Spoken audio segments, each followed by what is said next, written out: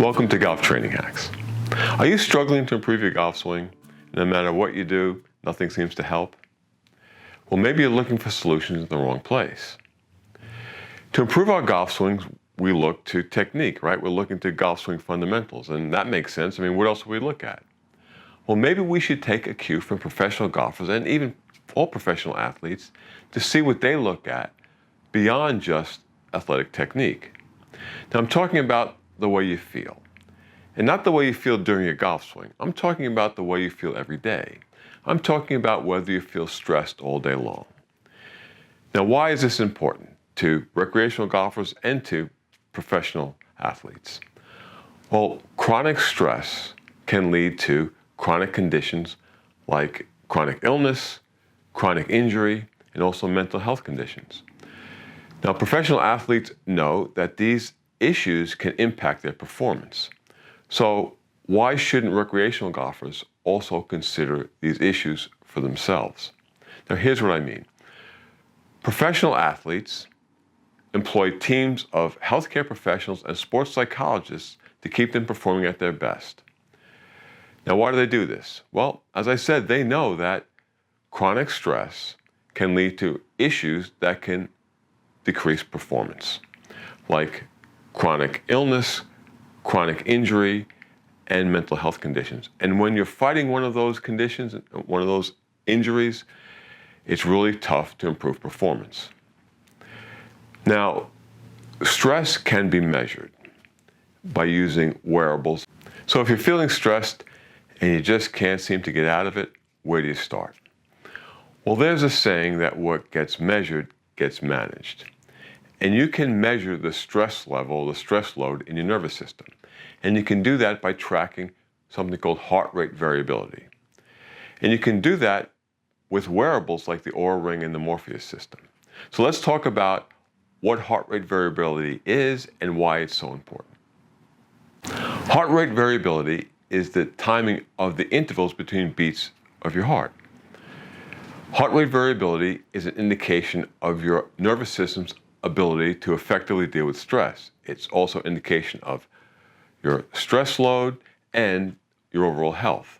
So a higher HRV indicates a lower stress load, a nervous system that can effectively deal with stress, and most likely generally better health.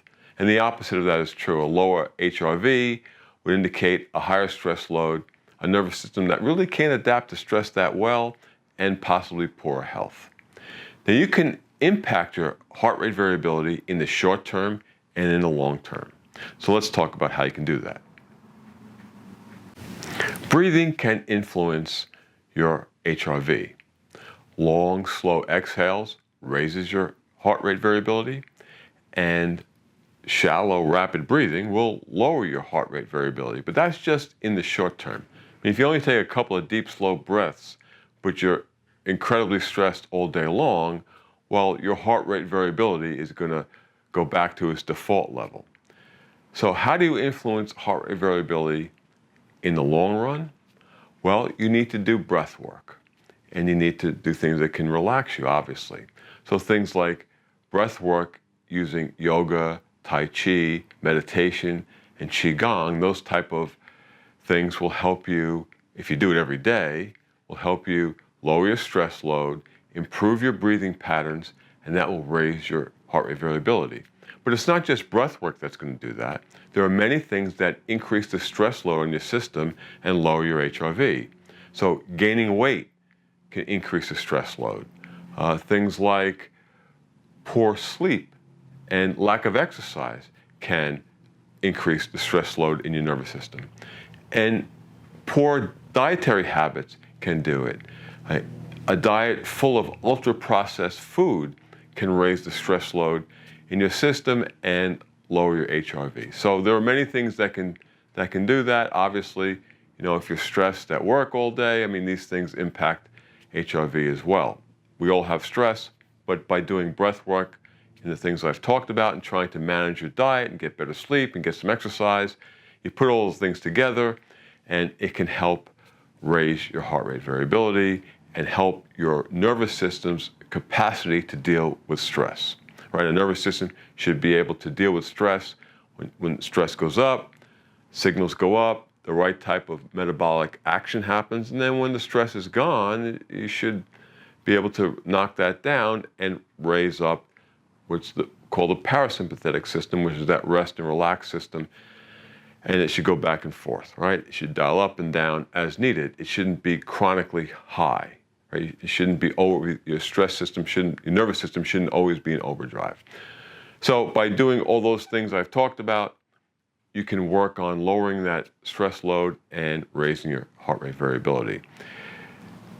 Professional athletes work on this all the time because they know that they can improve if they're hurt, if they have chronic illness, and if they have some mental health conditions. It just doesn't work. So if it's good for professional athletes and professional golfers, why shouldn't it be relevant for recreational golfers as well?